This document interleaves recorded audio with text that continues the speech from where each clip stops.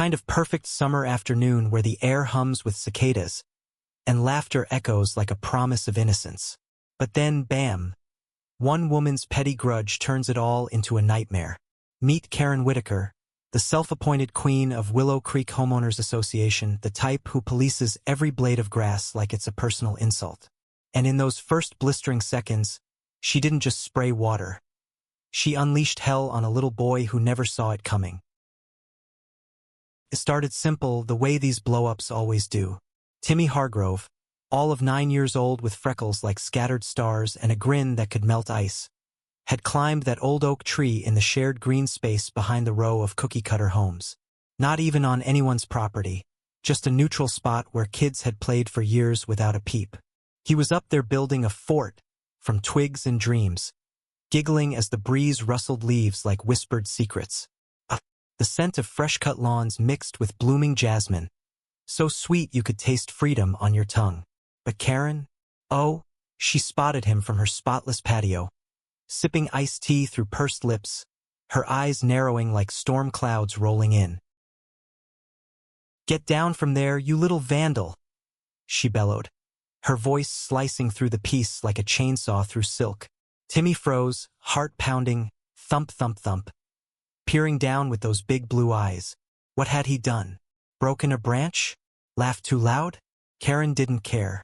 In her world, kids were chaos incarnate, threats to her flawless facade of suburbia. She huffed, slamming her glass down so hard the ice clinked like shattering bones. Why me? She must have thought, or maybe screamed inside. Always these Hargrove pests tracking mud, disrupting her empire. Before anyone could blink, she stormed to her shed, yanking out that beast of a pressure hose, the one she used to maintain standards, as she'd brag at meetings. The nozzle gleamed under the sun, a silver serpent ready to strike. She twisted the valve, and whoosh, the water roared to life, a frigid torrent under 2,000 pounds of pressure. Timmy waved his hands, yelling, "Sorry, ma'am, I'm coming down." But she didn't hear or didn't want to. With a snarl that twisted her Botox-smooth face, she aimed high and let loose. The blast hit like a freight train. Water exploded against the trunk, shards of it spraying wild, soaking Timmy's sneakers first, then climbing like icy fingers up his legs. He yelped, "Oh God," that sharp, boyish cry that rips right through your soul, and scrambled higher, branches creaking under his weight. Splatters everywhere, the ground turning to mud in seconds, that earthy, wet dog smell rising fast. "Karen, stop. He's just a kid." That was Mike, Timmy's dad, bursting from his backyard barbecue, spatula still in hand, face flushed redder than the coals he'd abandoned. But she laughed, a cold, brittle cackle that echoed off the fences. "Rules are rules, Mike.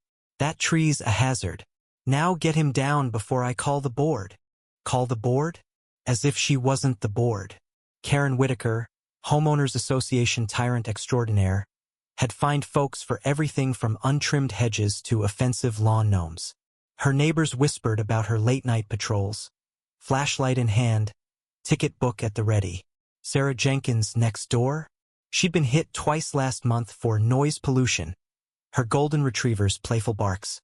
Now Sarah peeked over the hedge, phone trembling in her grip as she hit record. "This is insane," she muttered, breath catching. Click, click. The video captured it all. The hose's relentless hiss, like a dragon's fury, and Timmy's small frame jolting with each pulse. Up in the tree, Timmy's world spun. The water stung his skin, cold shock biting deeper than any winter chill. His fingers slipped, slick, so slick, bark turning traitor under the deluge. "Dad, help!" he screamed, voice cracking like thunder in the downpour. Leaves whipped around him, a green tornado of chaos, and for a heartbeat, time hung suspended. What if he fell? What if this was it? The branch groaned, crack, and then, oh no, the world tilted. He plummeted, arms flailing, a tiny comet streaking toward Earth. Thud. The impact echoed, a sickening crunch that silenced the bird's mid-song. Mike lunged, but he was too late, too far. Timmy hit the mud at an awkward angle, his left arm folding wrong, bones snapping like dry kindling. A wail tore from him, raw and heartbreaking, the kind that makes your chest ache just hearing it. Blood mixed with water, a pink rivulet snaking toward the gutter. Timmy! Oh God, son. Mike dropped to his knees, cradling his boy, tears blurring the horror. The air thickened with sobs and the fading sputter of the hose, now abandoned in Karen's grip as reality crashed in. She stood there, hose dangling limp, water pooling at her feet like guilty tears. For a split second, did her eyes widen? A flicker of regret? Nah. She straightened, chin jutting out. He shouldn't have been up there. It's his fault. Trespassing. Trespassing? On a tree. The gall. Sarah's video was already live on the neighborhood app, pinging phones like alarm bells. Did you see this? Karen just power washed a child. Comments flooded outrage. Hashtags. Karen the Hoser trending local before the ambulance even arrived. Sirens wailed closer, a symphony of justice cutting through the haze. Paramedics swarmed, stabilizing Timmy's arm. Clean break, they said. But the trauma? That lingers. Mike rode with him to the ER, whispering promises through gritted teeth. You're safe now, buddy. Daddy's got you. Back home, the street buzzed.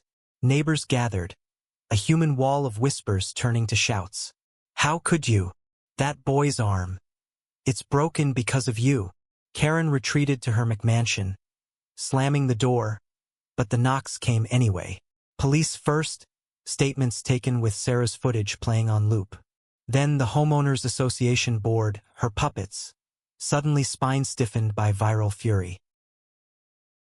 Twist of the knife. Turns out that oak? City property, not Homeowners Association turf. Karen's standards meant squat. Lawsuits piled on like storm clouds. Assault charges, emotional distress, medical bills she'd foot. But karma? She didn't see that coming. Slipping on her own mudslick lawn the next dawn, chasing a stray leaf, she twisted her ankle bad crack, mirroring Timmy's pain down to the bone. Hospital bed, alone, no visitors. Her perfect world, crumbling. Fines reversed, board ousted her in a unanimous vote. You're done, Karen, the email read, cold as that hose water. Months later, Timmy's cast came off, scribbled with signatures from a neighborhood that rallied, fundraisers, playdates, a new treehouse built in solidarity. Mike, he led the charge for kinder rules, turning venom to victory. And Karen? She sold the house at a loss, whispers following her to the next zip code. Bitter pill. Huh? Swallowed whole. But here's the fire in this tale, the spark that lights us up. Bullies like Karen thrive in silence, but one voice, one video, one stand, flips the script. Stand tall, speak loud, because justice isn't just served. It's sprayed right back, washing clean the mess they make. In the end, the trees still grow, kids still climb, and harmony? It roots deeper than any hose can reach. What's your Karen story? Drop it below. Let's build that fort together.